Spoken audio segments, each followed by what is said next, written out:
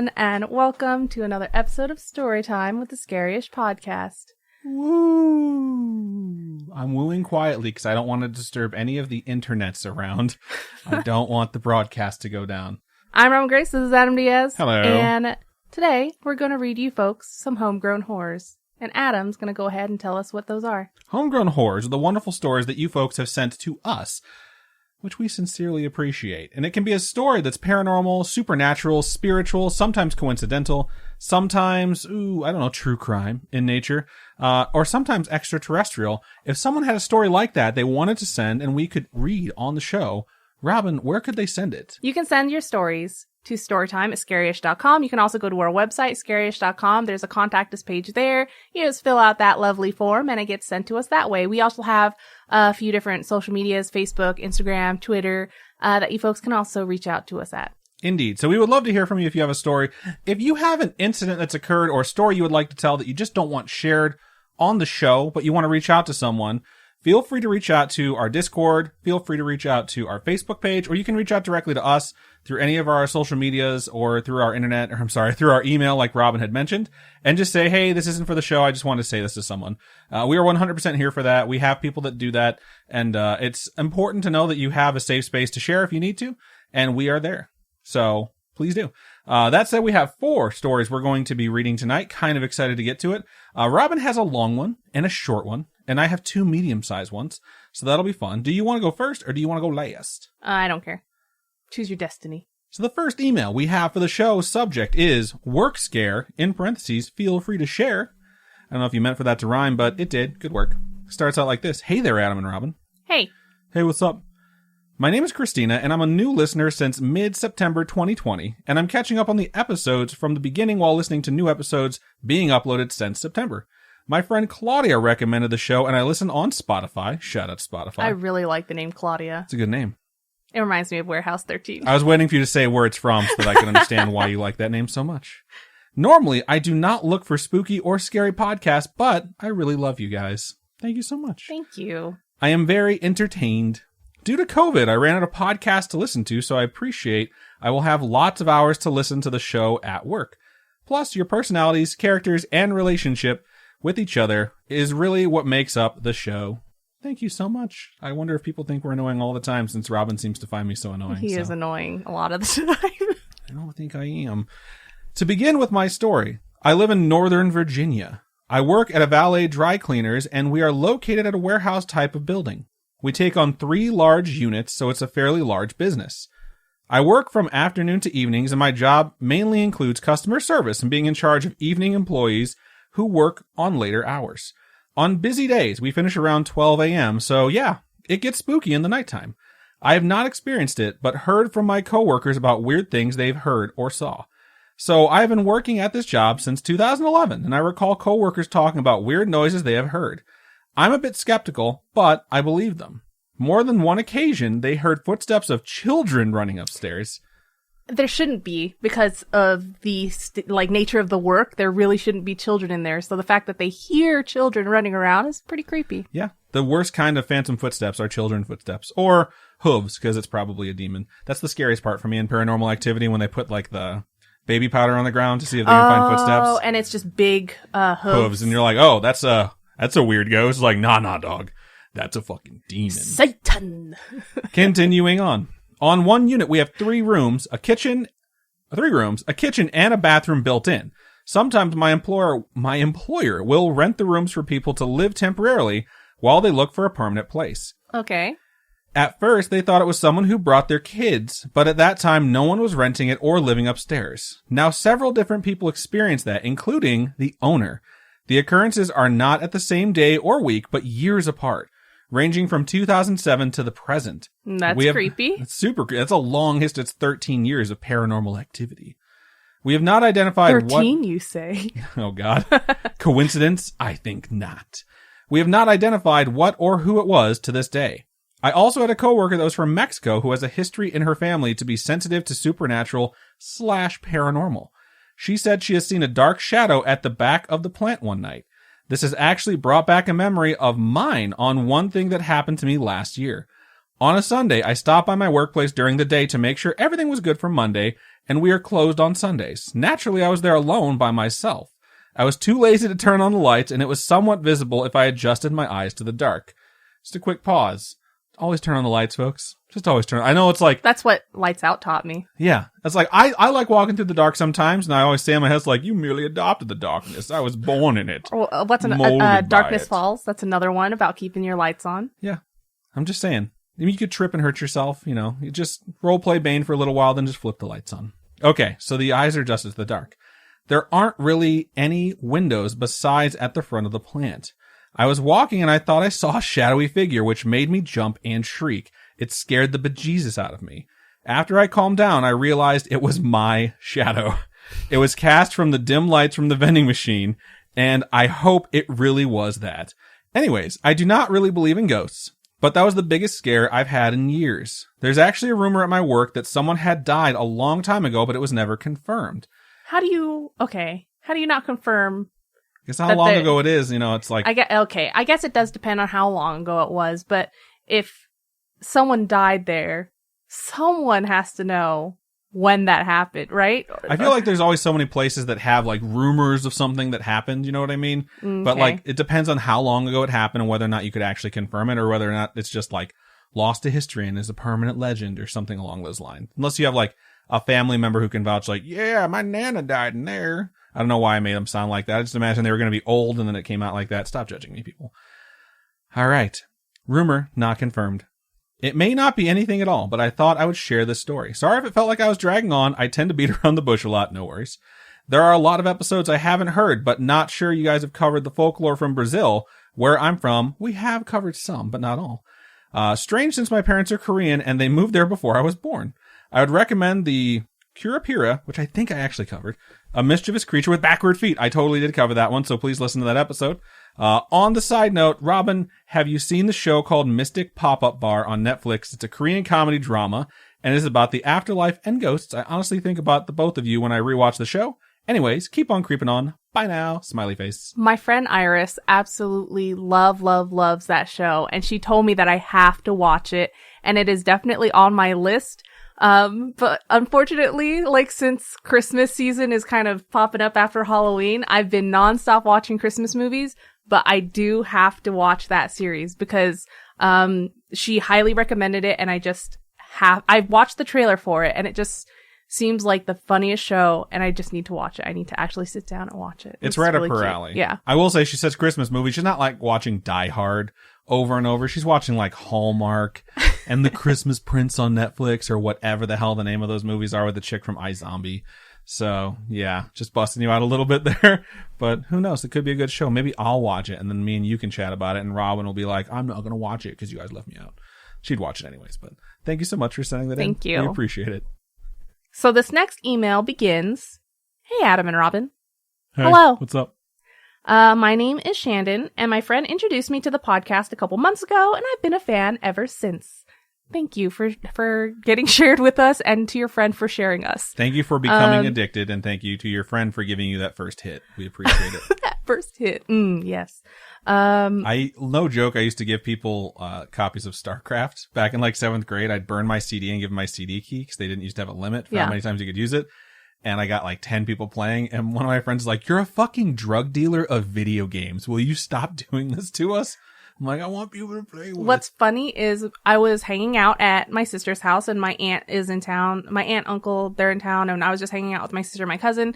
And my aunt I was pointing out how her nails are so long and how she probably just shanks people with them. And she's like, my nails are just stronger than yours. You have weak nails like your mom. I was like, okay, that's one thing. Shots fired. And then I was like, the only nails on my hands that don't break are my coke nails. I literally told my aunt that. And I was just like, for snorting my cocaine. And I made the motion of snorting cocaine with it in front of her. And I don't think she really realized what I was saying or doing. And it was just the funniest thing because my sister's sitting there like, what the fuck? I don't know. It's just... Seriously though, my pinky nails are the only ones that don't break. I don't know why. Should I leave this in the podcast or not? Okay. I'm gonna leave it in. All right. So she doesn't do coke, for the record. I think we should probably put that out there. Yes. No, I don't. It's just a joke. Okay. Jesus, Robin. All right. So The email continues. I just finished episode 42 where Adam talks about the movie, The Omen. My dad wanted to name my younger brother Damien, but my mom saw that movie and said, hell no, and forced him to pick a different name. I know someone whose husband named their son Damien Lucifer because he was a Satanist and he thought it would be so kick-ass. And I was just like, how are you ever going to yell at that kid when they're older, you know? You named me this evil thing. You can't just call them... Like, when I get in trouble, it's Adam Matthew. You know, my mom gets mad or my dad gets mad. I'm like, oh, shit, they use my middle name. But it's like, Damien Lucifer. It sounds like you're calling out. And it's like, uh-oh. Things are going to get really rough now. So, yeah, I'm 100% serious, too. That is a true story. Yeah, I don't know. I think Damien isn't really a bad name. I think it's a really cute name. I don't mind Damien. When you tag Lucifer as the middle name, that's when you start to get away from what I'm thinking. You just make the middle name 666. What the fuck, dude? Okay, no, I just watched the remake, actually, for The Omen. You did. And, that kid in that movie was terrifying. He was? Absolutely terrifying. Okay. The email continues. I'm a custodian at a high school, and I'm the first person to arrive every day at 5:30 a.m. to unlock and turn on the lights, and I listen to your podcast to get me through the workday. I've heard a lot of weird noises when I'm alone, especially since I'm alone unlocking the building. Just the other week, it sounded like something hissed at me. The school was built in the 60s, so there's a lot of history there. Oh, man. 60s was definitely a time where they put snakes in the walls. I was just trying to connect those two details. I'm like, why do the 60s have hissing? I'm like, oh, I'm stupid. Sorry. It might have been one of the fans turning on, but I wasn't near a fan room at the time. I'm pretty far behind, so you might have already done this, but a suggestion is haunted school buildings, because there's nothing better than listening to stories of haunted schools while working at one. That's a really good fucking idea. I'll add a picture of my Omen baby. Her name is Sierra. Thanks, and keep up the great work. Sierra is adorable. Thank you for sending the picture. Robin doesn't get to see Sierra because it's a forwarded email, but I got to before I sent it in for editing. Nice. So thank you so much. Haunted schools is a really good idea, in fact, because there's so much rich history when it comes to schools that have been around for a long time that might have something happen. I think I brought this up recently, but the school I went to when I was younger was like over 100 years old, and I used to hear stories that the high school was haunted. We built a new high school, and I think I was the first class, maybe the second class, who never spent a year in the old high school. We got to the new high school, and I remember thinking, like, finally, a new building that's not supposed to be haunted, and our superintendent died in the gym. And so immediately everyone's like, well, this building's haunted now too. So there's always rumors like that, especially when it's teenagers and kids. But haunted schools is a really good topic suggestion. So yeah. Thank you. I've looked into it. I definitely want to. Because there's lots of college campuses too. Oh, yeah, haunted. Without a doubt. And I know we've gotten a lot of emails from Annette about her experience with her haunted campus. So yeah. Good call. Yeah. Thank you for sending that in. Moving into the first ad before we get into the ads, which I don't know why I pronounced it like that. We are currently partnered with Manscaped, as you can see on the sign. If you go to manscaped.com and use code SCARISH, all caps, just like it is on the sign, at checkout you receive 20% off your entire order and free shipping. And let's be real, Manscaped offers some pretty good products. Mentioned it before. I mentioned it before they ever reached out to us. I had one of their Lawnmower 3.0s for trimming sensitive skin. The things are fantastic. If you watched 2 weeks ago when we were advertising the product, it is in this desk, and it's a pretty good thing. That I'm going to grab it right now and take it out of Robin's hands. Oh, sorry. Because I don't trust her because she took a hack out of my beard. They're fairly small. This thing has not been charged since it's been sent to us. It still has a really powerful charge. It has a headlight for if you're trimming your pubes in the dark. I just love that it's wireless. It's just really nice product. It helps you get them crevices. It's fairly cheap. It helps you get them crevices. And it's really good for sensitive skin. It doesn't nick you. It doesn't tear you up. Someone was saying you can use it on a long-haired cat if they get matted. If you have a need for something like this, it's one of the best products that I've found, and I got it before they ever sponsored us, so now that we have an extra two, it's pretty fucking amazing. They also have things like Ball Tonic, Ball Reviver, which is basically deodorant for your downstairs parts. I know 70% of our audience is female, which is pretty amazing. So it's kind of weird to be sponsored by a place called Manscaped, but there are products there that you might use. And if you're looking for gifts right now, because we are coming up on Christmas... We are coming up on Christmas. It's a good time to do it. And this is good for all downstairs parts, not just male downstairs parts. Hashtag just saying. So, and it's strong enough to take a huge hack out of a full-blown fucking beard, as we all learned 2 weeks ago. So, shout out to Manscaped for sponsoring us. Head over to manscaped.com. Check out what they have. And if you find anything you like, get 20% off and free shipping on us just by using that code. So, before we move into our next story, we are going to take a really quick commercial break.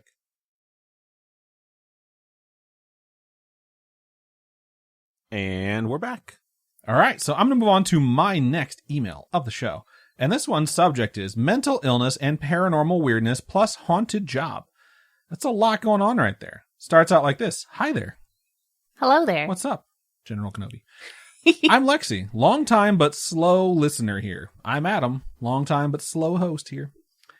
I don't have lots of stories, but I have a few. I'll just share one here right now. Kind of long email. Sorry, of a weird, creepy work experience. It can, for sure, be shared on the pod. My boyfriend and I love the pod and are also very behind. Thank you both. We started only a year behind, and it's taking us so long because we only listen together. In parentheses, it says, or else, then it has a skull. That's romantic. It is. And we also fight about stuff. Like the other day, Adam was like, you watched that without me? Well, she always says that I watched it with her. I'm like, I've never seen that, so that's impossible. If someone watched it with you, it's your other boyfriend. So, all right, it continues.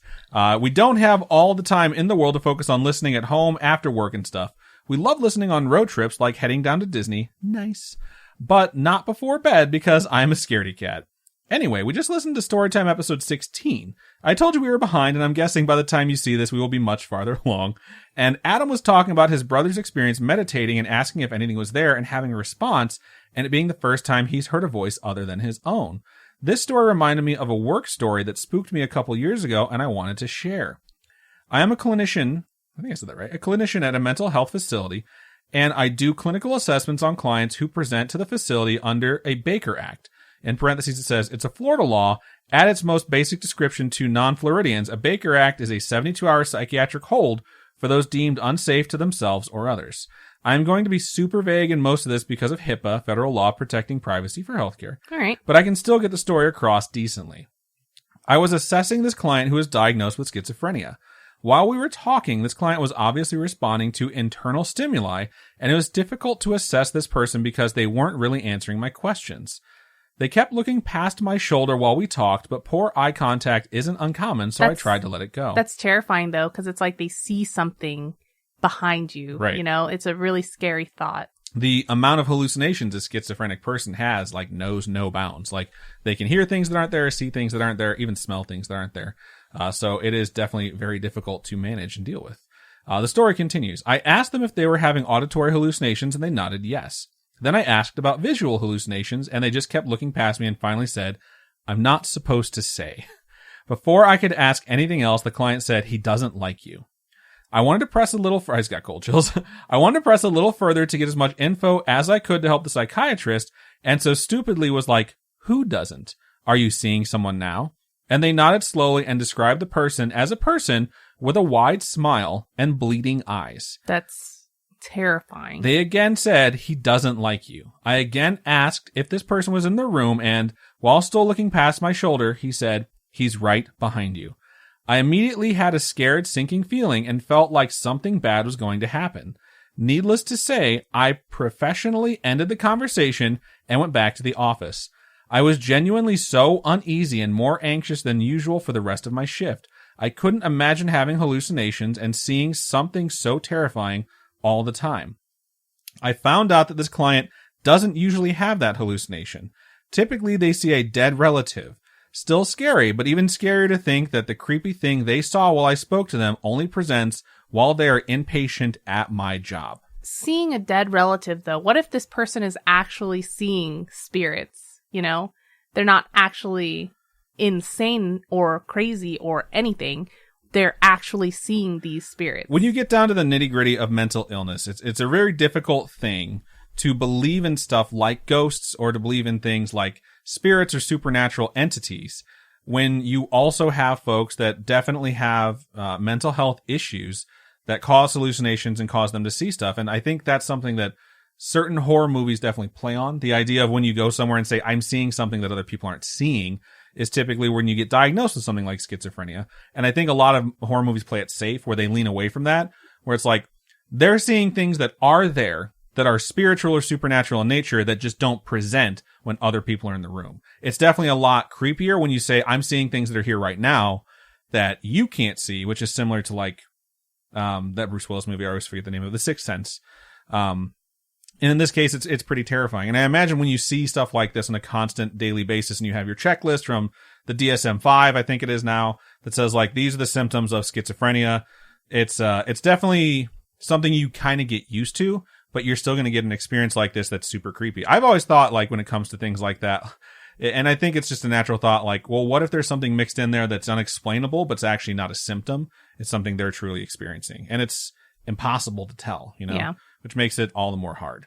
The email continues, many coworkers are convinced work is haunted. I have coworkers who say they've seen children outside at night, that toilets flush randomly on the kids unit, and adults who are not psychotic have seen weird animal things. I worked at a different facility in a different capacity and saw a few strange things myself. So maybe mental illness draws some weird stuff. I'm a bit of a skeptic who loves paranormal things. I'm not saying ghosts and demons and hauntings aren't real. I'm just so fortunate to not have had any real experiences. That's how I am mostly too. I don't want any. I am grateful ghosties leave me be.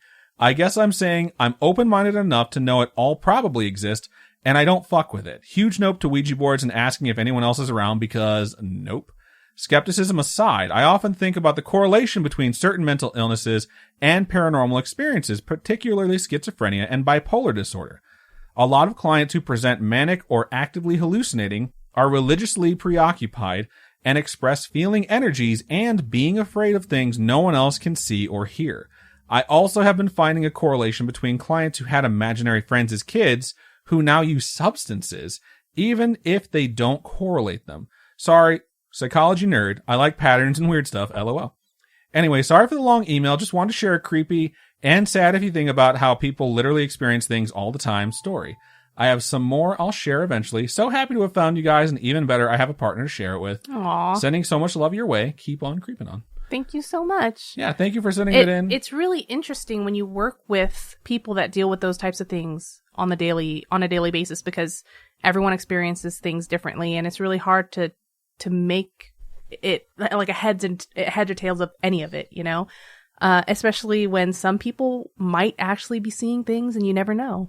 I think it's really important when you're going through something like that and you're asking folks questions about what they see and what they're experiencing to have questions like you went through, because in certain cases people say, and here's the thing is like, there's a stereotypical thought where crazy people don't know they're crazy. They think that the things they're seeing are completely real no matter what. And then there's other instances where people present with things that are quickly diagnosed as schizophrenic or bipolar or multiple personality disorders or these other things, and they actually don't match the criteria. Like, they're very aware that these things aren't normal, and they feel a shift and they lose control in some way, shape, or form. I've gone over several possession stories that definitely fit the criteria for things like schizophrenia and other mental illnesses. And I've had a couple possessions that I've covered on the show where they absolutely don't. Like, there's no reason they should have ever been diagnosed with the diagnosis they received, other than no one knew it was wrong, and it was basically too terrifying for anyone to touch, and they just said, like, this person's probably going to pass away, so we're going to step back away from it. So it's one of those more terrifying sides of Scary-ish, for sure. And it's the alternative is there's nothing there, and they're just haunted by something that is that terrible, which is their own mind basically plaguing them, which is really hard to think about, which is, I think, why a lot of people have the stigma of schizophrenia, because it just breaks your heart to think about it. So I appreciate you sending it in and talking about it, because it is a really compelling topic, and it's something I do have experience with in my own life. So thank you for sending that in. So this is going to be the last email of the episode, and the subject is My Last Apparition. Interesting. That sounds like a Korean drama. Yeah, I could see that. All right, it goes. Hi, Robin and Adam. Hello. Hello. This podcast was recommended to me by Spotify at the beginning of 2019, and I've been hooked since. I thought that maybe you guys would like to read the story, and I would love to hear your reactions to it. It's kind of long, so I would like to apologize to Spooky Mom for correcting this. My siblings and I could always see things that weren't really there, which is so interesting that we just came off a topic about people that were seeing things. Right. Weird carryover. Unlike when I saw real people, I always could feel emotions that didn't belong to me when I saw these things. My mother used to tell us we were like her. I learned at an early age to live with it, and most times I didn't feel any fear at the things I saw. I even got familiar with some of the apparitions and noticed many patterns to the reasoning behind their presence. My parents moved a lot, like a lot. I went to 11 schools, and in 2 of them, I stayed for 3 years. One time, when I was 13, my parents moved me and my siblings to their home country, a small, impoverished third world country. We lived in a house 20 minutes from town with a heavily neglected dirt/gravel road. I don't know how far the dirt road reached because I was too scared to go further than necessary. My house was in the corner of the 10 houses that sat in the area. We didn't have lampposts, so the road got really dark at night. That's just terrifying. Like, I mean, I think there's a road near where we live that has no street lights on it. And even though it's somewhat of a main road, like people use it all the time, it's still really scary. Because there's no lights. I can't imagine having my house on a street that had no street lights. I grew up on a really busy street that had no street lights at all. And there's a lot of places like that where I grew up. We actually wound up paying, I'm pretty sure the county or whoever it is, to put a street light. Like we had an H driveway, and we paid them to put in a street light between our 2 driveways. Because it was just so fucking dark. And I'm pretty sure we were on vacation one time and someone crashed because it was so fucking dark, and they ran into one of our trees. And it completely tore up our yard. It knocked the tree down. We got back from vacation, and like no one let us know what happened. We just knew that it had been completely destroyed. So we had to reach out to someone. And at that point, we're like, since there's no tree there now, we're going to try and put a light pole there. After the small cluster of houses, the dirt road continued to what seemed like an even darker place. The road was surrounded on both sides by overgrown, abandoned farmland. It looked like it continued on the right side for more than my eyes could see. It was really dark at night. It's standard in the country to have bathrooms and showers on the outside, like Shrek, but instead of wood, it's a concrete stall. All right. Instead of fences, we had 10 feet tall cinder block walls around the property, as was common given the crime statistics. That's super scary that you have to have 10-foot walls to kind of protect yourself. My bathroom was right at the end of the small backyard, right across from the back door. I rarely ever use the bathroom at night because of this. Still don't, even though I moved. One night, I couldn't hold it in any longer. After a long debate in my head, I got up and decided to go pee. I had been awake for a few minutes because I was trying to find a way to not go outside. I was wide awake and annoyed at the inconvenience. I stepped outside and immediately saw her. Despite the pitch darkness, I could see her as if she was standing in a well-lit room. She wasn't glowing or anything, but I could see her image so clearly. Right in front of me, the bathroom stall was right behind her. A woman in her early 30s, wearing white capri pants and a plain fuchsia shirt. I'll never forget it. There was blood trickling down the side of her face. A hammer was attached to the left side of her head. Oh my freaking gosh. Her face had a pleading expression, and she pointed to what I assumed was something next to me. I did not feel fear at that moment, but I didn't want to see what was beside me, so I carefully backed away and shut the back door closed and went back to my room. It's like, nope, I'm out of here. I no longer had to pee. Man, I can't even imagine seeing that in my backyard. I'm wondering if you're saying I no longer had to pee because the urge went away, or you peed your pants. Yeah. Exactly. I got back to my bed and turned facing away from my window that faced the backyard. I remember fighting for that exact room because I loved the huge window that looked into our small yard. That whole night, I couldn't stop feeling someone staring at me from that window. Ah! Oh, that's super creepy. I could feel the desperation in my core. I played music on my iPod and ignored it. The presence continued for about 4 days at night. I was ridden with anxiety that I still feel 9 years later. The last night I felt it, the moon was very bright and the light shone on the usually dark yard. There I was in my bed with the large window facing my back, and I could swear I was seeing a shadow pacing right outside the window. I tried to keep my eyes closed, but I kept waking up, and every time I opened my eyes, the shadow was there. I could feel like I was being stared at. All I could feel was desperation. The next morning, I felt nothing, and I was truly relieved.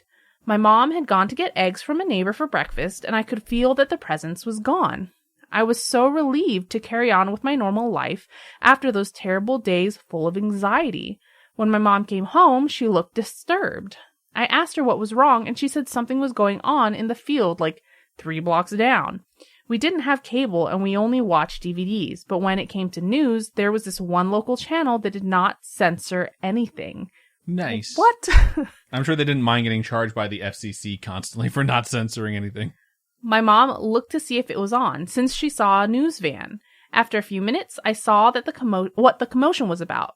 A 50-something-year-old man had killed his partner and buried her in his abandoned property.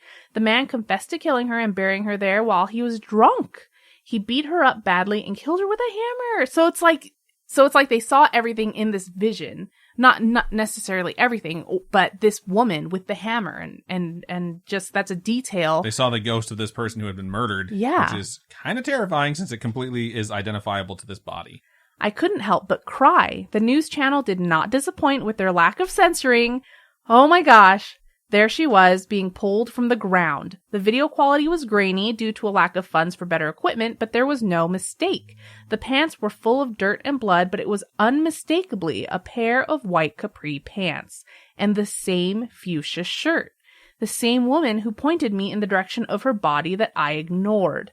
After that, I closed off my mind for the other world. I didn't know I had a switch until then. It doesn't keep everything out, but the weaker presences don't stand a chance. I do sometimes still see the stronger presence, but I look away and push them out. I never got rid of the anxiety except for that day. It is a part of me that I am now trying to fix, but I don't believe the feeling will ever go away. All I can do is control my reaction. I regret not helping because maybe then I wouldn't feel like this. I could feel the frustration. I just didn't understand then that she wanted to be found. I sometimes manage to repress the memory. I have chills right now. I sometimes manage to repress the memory one time for 5 years, but the feeling always lingered. I couldn't imagine wanting to be found so badly, and a 13-year-old girl is the only one that can see and hear you, yet she chooses to ignore you. I wish I could say sorry. That's really sad. Thank you for reading this. I love your channel. You guys make it seem like we're casually chatting, and I love the commentaries from you.